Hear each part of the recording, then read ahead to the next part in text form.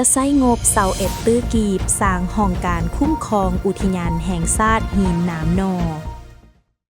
ในตอนเช้าของวันที่26มังกร2026ผ่านมานี้อยู่แขวงคำมวนได้จัดพิธีตั้งเสาเอกโครงการก่อสร้างสำนักงานห้องการกองคุ้มครองอุทยานแห่งชาติหินน้ำนออยู่บ้านหญ้าแวดเมืองบัวละพาแขวงคำมวน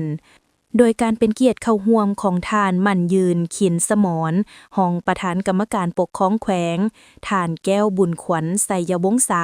หัวหน้าแผนกกสิกรรมและสิ่งแวดล้อม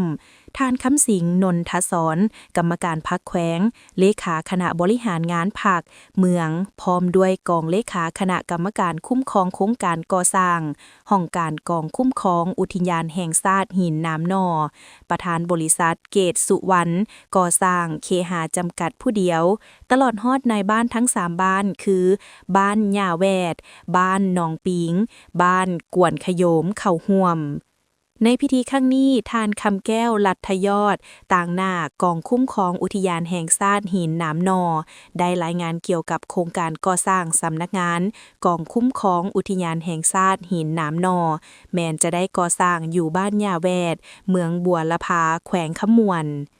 ในพิธีครั้งนี้ยังได้รับฟังการโอล้มของทานมั่นยืนขินสมรคณะประจำพรรคแขวงห้องประธานกรรมการปกครองแขวงขมวนเบื้องต้นทานได้แสดงความสมเสยมายังแขนงการที่เกี่ยวข้องขันแขวงเมืองและภาคส่วนต่างๆที่ได้พร้อมกันกะเกียมจัดตั้งปฏิบัติโครงการนี้ด้วยความรับผิดชอบสูงพร้อมเรียกร้องมายังคณะรับผิดชอบเป็นต้นองค์การปกครองเมืองการจัดตั้งบ้านและกองคุ้มครองโครงการก่อสร้างในนามเจ้าของโครงการให้เอาใจใส่เอื้ออำนวยความสะดวกสุขยู่ติดตามเพื่อรายงานให้ขันเทิงได้รับรู้เพื่อพิจารณาแก้ไขให้ทันเวลา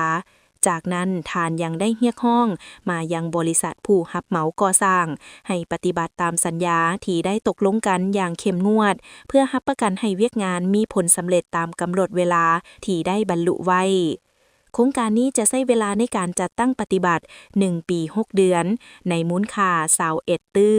315ล้านกว่ากีบภายหลังได้สำเร็จพิธีทางด้านศาสนาแล้วบรรดาการนำขันแขวงเมืองและภาคส่วนต่างๆก็ได้พร้อมกันยกเสาเอกหลงปูนเพื่อเป็นสิริมงคลในการก่อสร้างสำนักงานห้องการกองคุ้มครองอุทยานแห่งชาติหินน้ำนออย่างเป็นทางการ